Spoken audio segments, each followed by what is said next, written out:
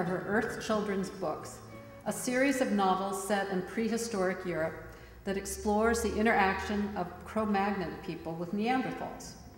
The New York Times has described her work as imaginative and exciting. It is also phenomenally popular.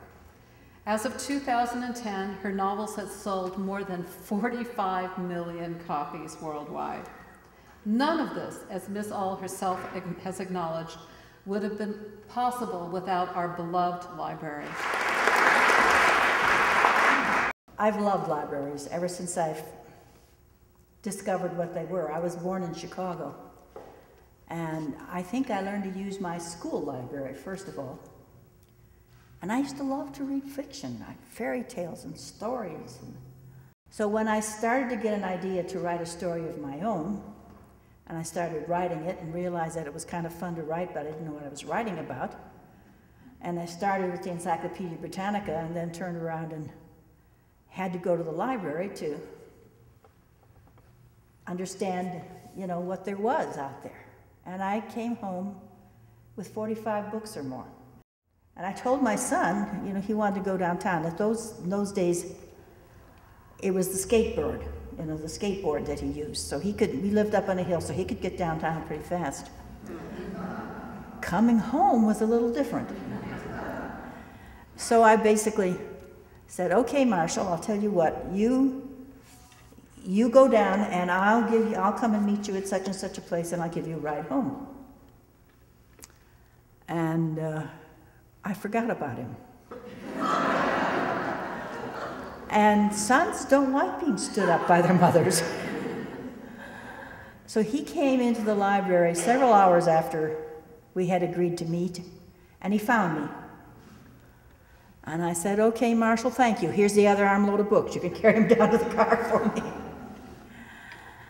And he did. He was a nice boy. And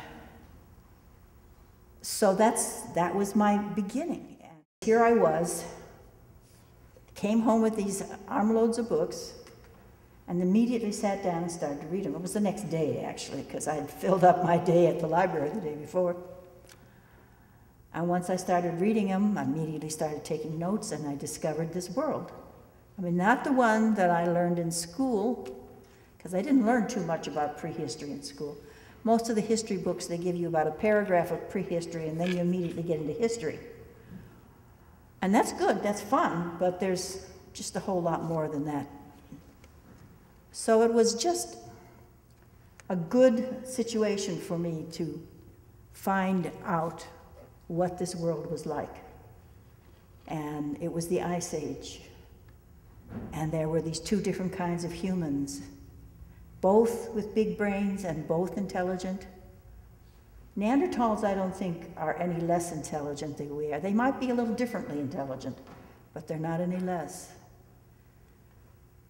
And when I discovered this, and I discovered, you know, I wanted to know what they ate and where they lived. And, you know, if you're writing a contemporary novel, you can say, he got in his car and he drove to the city and had lunch.